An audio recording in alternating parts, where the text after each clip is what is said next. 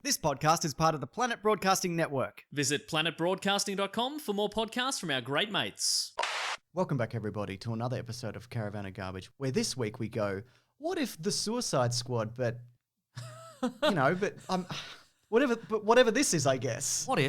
What if the Suicide Squad ripped off the roof of this place we record this in and came in and made us watch the Suicide Squad again? Wow. I mean, 2016 Suicide Squad. I'm so sorry. We're going to be doing this a lot. Yeah, absolutely we are. You know what? Look, we're always talking about the 2016 one, unless we specifically say Honestly, we're not. we are always talking about 2016 Suicide Squad. We've covered this extensively. We reviewed it on our podcast, The Weekly Planet, when it came out. We've done a commentary on it for some reason. We were like, people wouldn't be interested in David Ayer talking about the movie Suicide Squad. We should talk over the top of it and talk about a Raisin Man and whatever else we talked about. Exactly. And now we're doing Caravan of Garbage on this. Are we going to have to rent it again in future and watch it again? I bought it. I know you did. I bought the extended cut. Leave a like, by the way, because I couldn't rent it, so I ended up buying it. You watched the regular cut. Yeah. I've always had a bit of a soft spot for this because I like all the extra stuff it adds to the universe. But what a fucking mess this is. Well, though. here's the thing. I mean, that's the first thing that I was going to say. In its favor,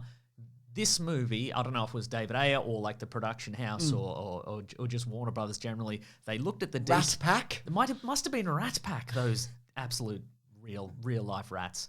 I reckon they looked at the DC comic book universe and they went, one of everything, please. Yeah. Because, obviously Man of Steel, they didn't know at the time it was going to be, connected to a larger universe. So it's kind of just like, the world's pretty regular, but Superman's in it. And then Batman v Superman, Dawn of Justice, they were like, world's pretty regular, but Superman's in it and Batman's in it, and then some stuff happened in the past. Who knows what happened, Yeah. But in this one, they just went, hey, do you like soul-sucking swords? Do you like alligator men? Do you like Aztec fire gods? Do you like bog witches?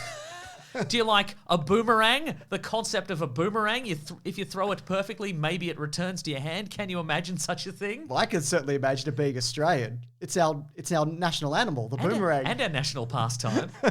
Can you imagine the Joker's in this, but he's got a Joker-mobile like it's an episode of the Super Friends? Oh my God, he's got a joke. Yeah, see, that's the stuff that I like about this, but you watch the regular cut. Yes. Which is, from what I've seen of it, and I've watched some comparison videos, that is the not as good cut. But also the extended cut is just by somebody. Like it's just some extra Harley Quinn stuff and Joker stuff. Well, do you have some information on the production of this movie? I do. So this is how it started. There were 2 cuts of it off the back of the Queen trailer. Do you remember that? And people are like, oh my God, we love this. This is where it's at. Because they make the movie and then they send it out to a trailer house, like a separate company. And or bits and pieces of it. Yeah, and they cut it together into something interesting. And Warner Brothers were like, we like what this seems to be about more than we like the actual movie. So they got... Yeah, they're called Trailer Park. So then both David Ayer and Trailer Park got their own cut of the movie, which they then screened. Yes. And audiences didn't like either. Okay, so great. then they rewrote a bunch of it and reshot The some audience stuff. did? They did, yes. Great. They got that button, that yes-no button. Yeah. And the idea is that then it ended up being kind of an amalgamation of both, but more leaning into kind of, the musical kind of frenetic editing of it. And there's a lot of music in this, isn't there, Well, I was Mason? going to say that, but first of all, like, you can tell that even in, like, the Suicide Squad title cards, because the first couple of trailer versions we see, they're just, like, very dark and gritty. Yeah. But by the final trailer release, it's just, like, neon and fireworks and... Yeah, anyway, the music sucks in this. This is absolutely... I mean, the songs don't suck. No. It's the placement of. Well, I mean, so clearly, a couple of years prior to this, we got Guardians of the Galaxy, which had a great soundtrack. Yes. And what that soundtrack was all about was like setting a mood or like perhaps indicating how a character was feeling or what their mindset was or what the songs they like because of the person they are. Maybe they just want to do a little dance. Maybe they just want to do a little dance. But this movie's just like, what if... the villains, they're paranoid about being released from their cells. What should we use? Paranoid? Okay, great. Hey, look, they're in helicopters in the sky. What should we use? Spirit in the Sky. Why not? Oh, that's brilliant, actually. Now Which that I is think which about is it. Norman Greenbaum's Spirit in the Sky. Not only is in this, but it's an off-cut from Guardians of the Galaxy. Because they used it in the trailer, but they're like, not good enough for a movie. And Suicide Squad were like, nah, good enough for a movie, I think. Yeah. And also, it's weird because, like you said, it tries to do so much. Sympathy for the devil. Because Amanda Waller's the devil. The devil or whatever. So yeah, and so much of this, especially in the extended stuff, is the Harley Joker backstory. And it's interesting that they went, what if we just did everything that happened in the comics and, and the animated series and just kind of mashed it together in flashbacks? Yeah. And it really doesn't work that well. But then they'll get stuff right that Deadshot's daughter, that's her actual name. You know what I mean? They got the name of that character right. Wow, they got the name of a character right. Unbelievable. And Scott Eastwood turns up as GQ Edwards. Is that his name? It's nobody. I don't know why not make him somebody? Sure. Like he's a famous actor, right? It's just weird that he's just like generic guy. But then you've got like they should have been like, take the lead, Clint Eastwood's son. That's who you are in this movie. You're Clint Eastwood's son, but you're a soldier. But the Flash is in it, Ben Affleck's in it. There's little fun touches like Batman's rebreather has the Bat logo on it. Sure, like there's stuff like that I really like. I was gonna say the Joker-mobile has ha ha ha license plates, and I like to think that's how that chase sequence began. Like he went to the DMV website and he ordered ha ha ha license plates and they arrived in the mail at his actual house and he's just screwing them on. He's like, oh, this is just the perfect finishing touch. And he sees the bat symbol like come through his window and he's like, nuts. I should have used a separate shipping address. Should have sent him to my P.O. box.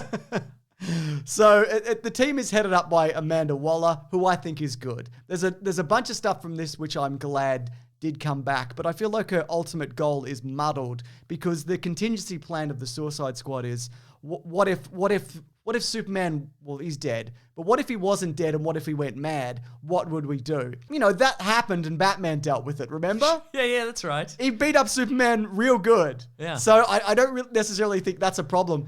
And I know you've had this same issue. None of these people on the team, together or separate, could take down Superman or really anybody close to Superman. Well, here's the thing. I guess that does happen in this movie, but I reckon maybe some of them could. Like I reckon El Diablo, because he's magic. Yep. Maybe Katana's magic sword could take a crack at it. Maybe if Captain Boomerang... Maybe if she used it. Maybe if Captain Boomerang had kryptonite boomerangs. But you could give them to anybody. Well, that's what I'm saying. But the problem is, if you put the rest of them on this team, they're dead weight. They're actually dragging the other ones down. Katana would be like, oh, if I can just get one shot at Superman's neck, I could get him. And then Harley Quinn's like, hey, look at me. I'm doing somersaults. Look at me. Look. I'm crazy. Yeah. No, you're right. So, yeah, the team. So, Deadshot, how many trick shots does he do? One. That's right. He does one. He does one. Took me a moment there. Because I thought this was a trick question, but actually... Well, look, maybe there's more, but even, they kind of open him up at the gun range, and he's just hitting targets, and, he's hitting them well. But it's not like, he just looks like he's just firing regular random bullets. Yeah. Again, I mean, you can hit Superman with 1 million regular bullets, all in the same spot, and it'd be like... Stop doing that. Or don't. I don't care. Doesn't matter to me. I'm dead currently, but even if I were alive, it wouldn't bother me. Captain Boomerang, and to be fair, I have a soft spot for Jai Courtney and this character, so I'm glad he's in it. I'm glad he's coming back. I tried this time around to count his boomerang? To count the number. I tried this to come up with a definitive tally of the number of boomerangs he throws as opposed to just using his knives. Yeah. And I did tune out for a bit, but I think it's 5. I counted 3, so... Well, you're probably not including the flashback where he throws one at one of his... I didn't count that, burglary you're right. mates. Yeah. And you might not be including the one where it's got a camera on it. No, I counted that one. Okay. Well, I think... That one hovers. Yeah, it's a hoverang, probably. But it's got a camera on it, so they can all look at his... at his little iPhone and look around a corner. God, everyone's always looking at an iPhone or an iPad. I have a note here that says 90% of this movie is people being shown things on iPads. But I was going to say, imagine if in the Avengers, Hawkeye fired 5 arrows. Yeah. You'd question why he was on the team. I mean, even more so. Yeah. Even more so, you would wonder why he's on the team. Yeah, and it's interesting as well because Captain Boomerang gets a bit of a backstory where he gets captured and they're like, he's robbed every bank in Australia at least once. Has he? Thousands of banks. Thousands of banks. Do you think there's just one bank in Sydney? What do you mean? Right? Every bank. Give me specific locations. And surely he would have been thwarted at least a few times by the Dolomites. That's right. The fun-loving aliens who encourage children to save. Yeah, well, or get locked into, savings accounts at a specific bank at a very young age. But I do like how he talks Slipknot into killing himself. Sure. A character that from the very get-go of the marketing. That's a of true this. mark of the real Suicide Squad. You convince your squad mates to kill themselves. but like that character was never going to exist longer than, I have a scene note here and that says, half. I forgot he was in this. Yeah, 'Cause exactly. But then, I mean, the thing about the Boomerangs, though, I feel it speaks towards the key element of this movie that I dislike, which is costumes and weapons aside, this movie is so generic. Yeah. Like, I have maintained, and I haven't seen the script, it's probably out there, but I maintain that the script, when it gets to an action sequence, probably says, and a bunch of bad guys show up, and there's a big... with googly eyes. With googly eyes, and there's a big fight, and everybody fights. And then there's parentheses, and it says, we'll figure it out on the day. Yeah. And then when the day came around, the director was like, okay, if you've got a gun, just fire the gun and, like, stare dramatically. Yep. And if you don't have a gun, if you've got a melee weapon, just swing it around. and that's everybody. And we'll do it in post. We'll fix it in post. We'll just add stuff you're beating up later. And the thing is as well, with the exception of Diablo, they're all just brawlers. Yeah. Like even Captain Boomerang, who's got ranged weapons, when he's fighting the Aztec guy at the end, he just runs in and starts hitting him with boomerangs. It's like, dude, have you forgotten whatever the thing is that you do? Sure. So I don't like Killer Croc. I think he's too small and the look is just kind of... He's a normal-sized man with an enormous head, is what he is. with an enormous amount of prosthetics. What if Superman ripped the roof off the White House and he encountered a regular-sized man with a skin condition and an enormous head? And he could do that little crocodile run into the do water. a crocodile run. They've even got divers. I mean, the one of the... They do. This has been pointed out any number of times, but it is so true. It's just a team of regular soldiers, like probably elite special forces dudes, and they've just brought a bunch of dead weight along with them. Yeah. There's already divers that can go and do anything Killer Croc can do, except they don't have to hold their breath because they've got oxygen tanks on. Can he breathe under? It doesn't matter. I don't think he can. I think he's just maybe comic book Croc can, but this guy's just a regular guy. That's true. So wearing the skin of his dead wife. I'm pretty sure that alligator skin jacket is his dead wife. Oh, great. That's why- good. That's why he licks it. That's great. Well, It's speaking great. of dead partners, Katana, who sells traps the something and the enemies and the whatever. I wouldn't mess with her. No, we never see it. There's a moment, and I don't know whether it's in the regular cut where she's talking to her husband with the sword, but it just looks like a very hot sword. There's just steam coming off. It's a hot sword. And you can get it at Hot Toys. I like Rick Flagg, I guess. I like that before the mission in the city, he gets a haircut. Uh-huh. And then at the end, because these are probably reshoots where he goes to pick up a Deadshot from his daughter's house, he's got long hair again. Okay. So just put a hat on him. Sure. Do you know what I mean? I know he was probably filming another movie, but just put a hat on him. I think Joel Kinnaman is good in this. I'm glad he's back. But I'm glad he's back in the new one, and he looks a lot more refreshed. Yeah, he does. Like he doesn't looks like he's been on a multi-day bender in the first one, but in the new one, it looks like, man, he is in holiday mode. Good on him. He's wearing a nice yellow holiday shirt. But I feel like the forced camaraderie between the characters doesn't work, and on all of their backstories and all the sympathy that they end up for the devil that they feel for each other. Because when Deadshot doesn't kill Harley Quinn, why wouldn't he? He just would. You know what I mean? He's supposed to be this killer. He talks about how he's a killer and whatever, and then he's just like, I just won't. Why not? Yeah. There's no. But I think there's a moment of camaraderie in the bar with it all together, but then Harley's like, oh, El Diablo, you killed a child, and there's no coming back from that. You killed Robin, Harley.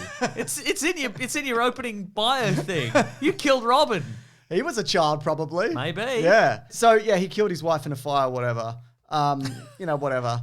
But I think that character gets the most backstory and then the most resolution. He moves to Hawaii and he becomes a private investigator. No, Mason, he turns into a big fire monster and then he melts down or whatever, and But then he explodes. moves to Hawaii and he becomes a private investigator. Okay. Oh yeah, he does. He's Magnum. Yeah, I like him. I think he's the best of all the characters.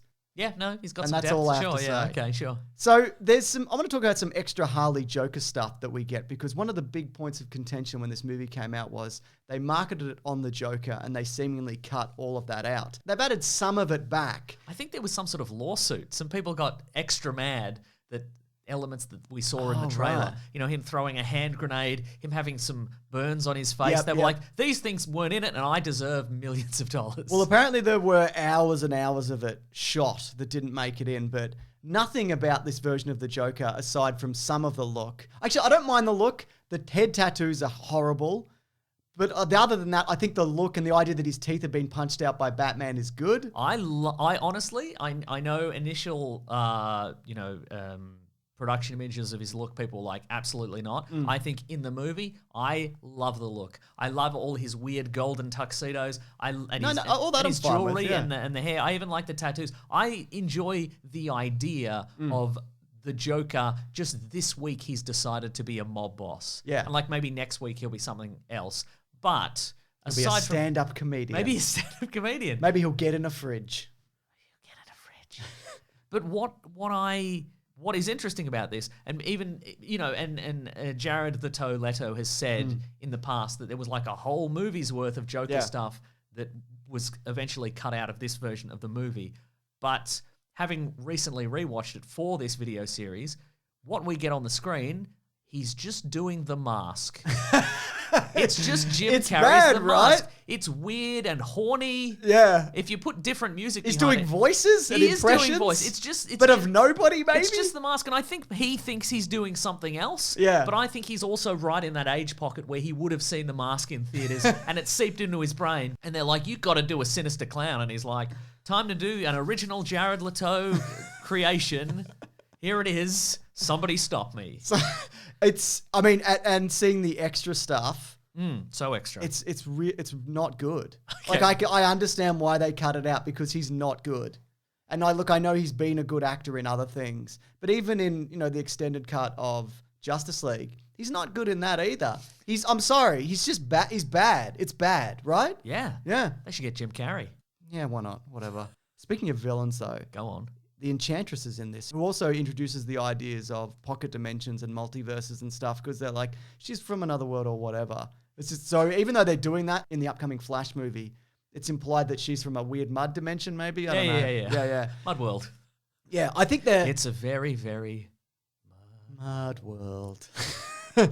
I think there's a really cool effect where they're in the boardroom and the hand switching scene. That's I fun. think that's really great. All downhill from there, from that first 15 minutes. Was the idea that if she gets loose to just take a pen and stab the heart? Is that supposed to get her back or is that supposed to kill her? I think that's supposed to kill her. Is that a block of TNT next to it? Why didn't they just use the block of TNT? Great question, James. Yeah, I don't know. Whatever. I guess maybe the idea isn't to kill her, but she releases her brother, who's some kind of Aztec monster man. I like that design and that Great look, concept. I think it's really cool. I think that the finale is bad. After he dies and they all fight the Enchantress by trying to beat her up. And they're like, we have to cut her heart out, get her heart, the heart slipped out of my hands, throw the heart, put the bomb on the heart, shoot the bomb, no, shoot the heart or the bomb, just go for the heart. I mean, one of us could just shoot her in the heart, but then we wouldn't all be working together using the teamwork that we learned in the scene at the bar with the thing. So we can't.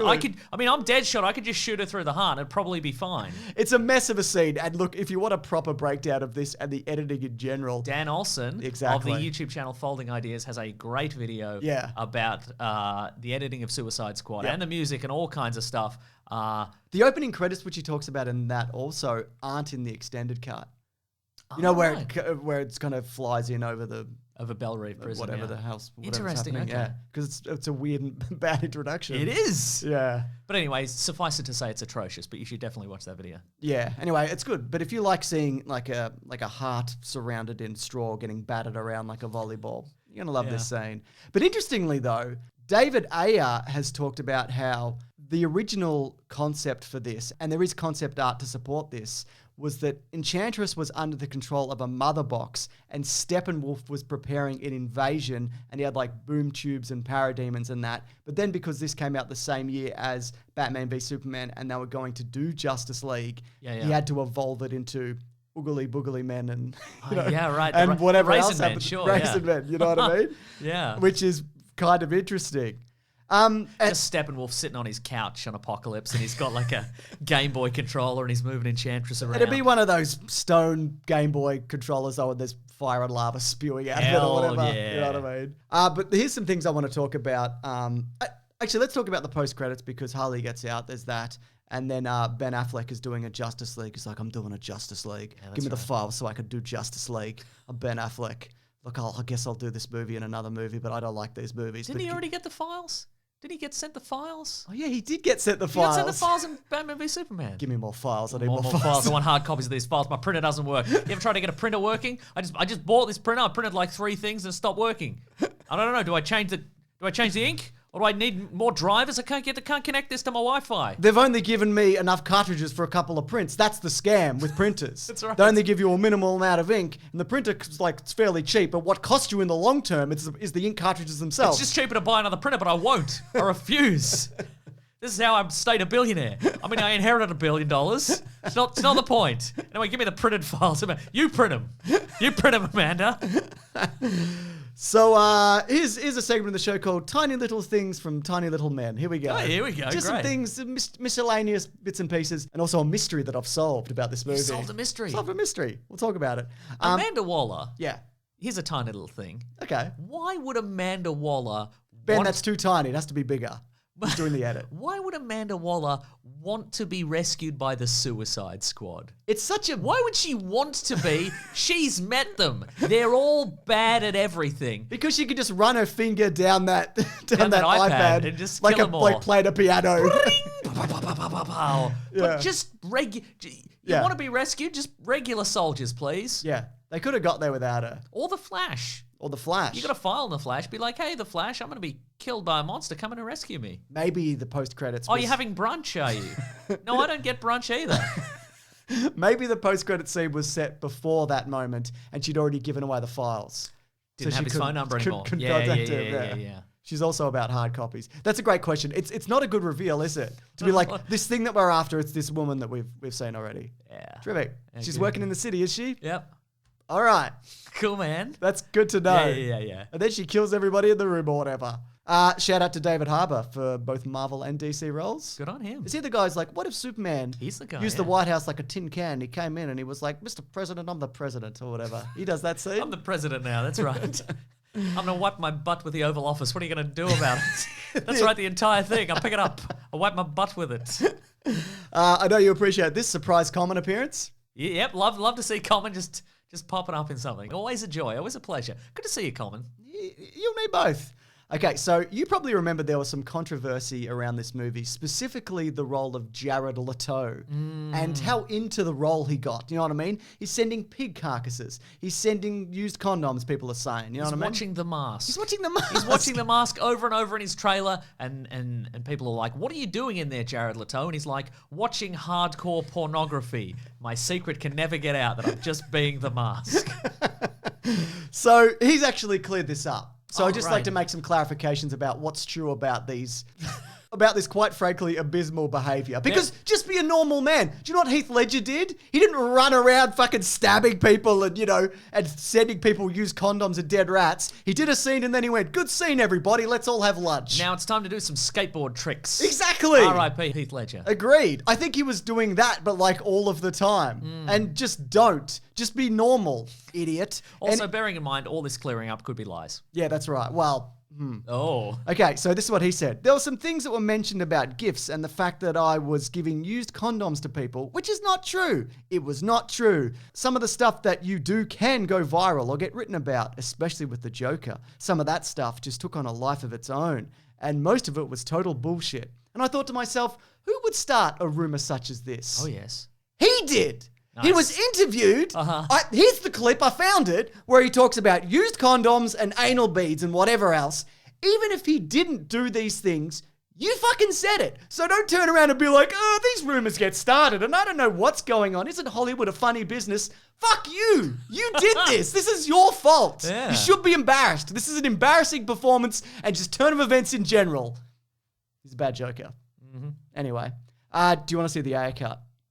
I think it'd be more boring, if I'm But- honest. Look, I think the era of DC recutting a movie is done. I think Do you think that? yeah, I think they want to move past it. I think a lot of higher ups at both Warner Brothers and AT&T and that were like, we don't like. First of all, it didn't make enough money apparently, and secondly, the fandom kind of spiraled. These are all rumors and this and that, and I don't think there's that much interest about seeing an original cut of this movie. But I guess I'd watch it just out of a curiosity. I mean, I watched the extended cut, which was edited by somebody. So what, Yeah. why wouldn't I? Why not one by the original director? Speaking of the original director, this on. is what he said about the cut of the movie now. Oh, yes. More modern day. He says his version was ripped to pieces. I can't emphasize that enough. The reason was BVS got chewed up by the critics and the success of Deadpool. The studio leadership at the time panicked. Then major elements of my cut were ripped out before I could mature the edit. Then Johns, as in Jeff Johns, wrote pages I had to reshoot. So this is how we got to where we are. Okay. So anyway, all of this is in the bin except some of the characters for the Suicide Squad, which is sort of a sequel, but also at the same time. Just don't worry about this one. I think is what they're saying. Deadshot's he's back with his daughter, or he's dead. Yeah, who knows? Do you care? Nope. Yeah, then we don't care either. So that's right. Let's just all get on with it, eh? Yeah. Yeah. So there you go. Anyways, this has been Caravan of Garbage. We do this every week, and you might be like, "What's up next week?" Is that what you're thinking, Mason? I was thinking that actually, yeah. Well, here's a hint.